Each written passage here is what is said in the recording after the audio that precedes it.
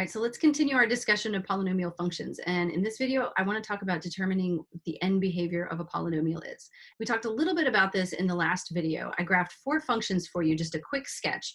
I graphed you a line with positive slope, a line with negative slope. I graphed you a parabola that opens upwards and one that opens downwards. Okay, and we said that the end behavior is the arrows, whether they're pointing up or down on the right and left. And we determined that completely by looking at the leading coefficient and the degree. And this is going to generalize to polynomials. This is generally true.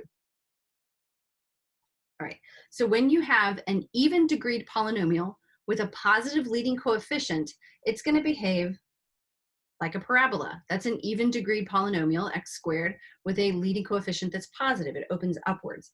Okay, we saw that polynomials can wiggle around a lot in the middle. So it's going to start upwards, and then it might do some sort of strange stuff in the middle, depending upon all the rest of the terms in it.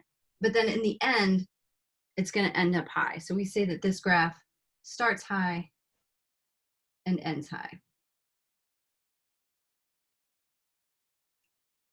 All right.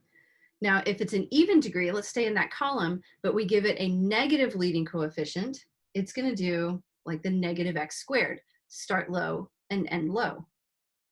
And again, because it's a polynomial, it might do all kinds of crazy roller coaster stuff over here in the middle, but the 2 arrows in the end are going to point down, starts low, ends low.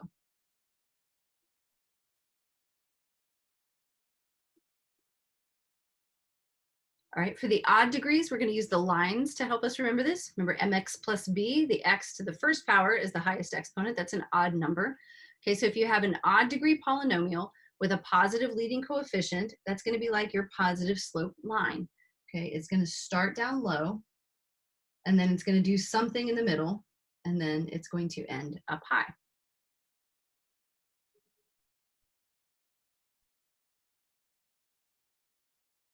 All right, and our last one is if you have an odd degree with a negative leading coefficient, that's going to be like that line with a negative slope. It's going to start up high, wiggle around here in the middle, and then end down low.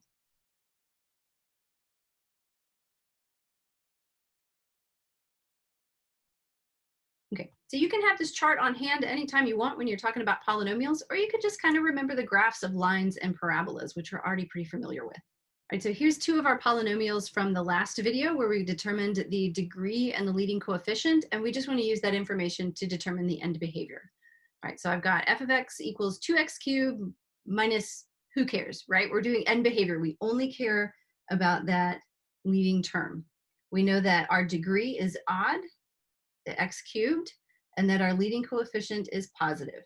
All right, so for odd positive, I'm going to be in the top right-hand corner of that chart. So I know that the graph is going to start low and it ends high. All right, so it might kind of do a little wiggling around like this in the middle. I don't know, we could check on Desmos. All right, but we know it's going to start low and end high. All right, so our second one is a degree 4 polynomial, right? We found that one had the highest exponent hiding in the middle. So our degree is even, an even number, and the leading coefficient was -6.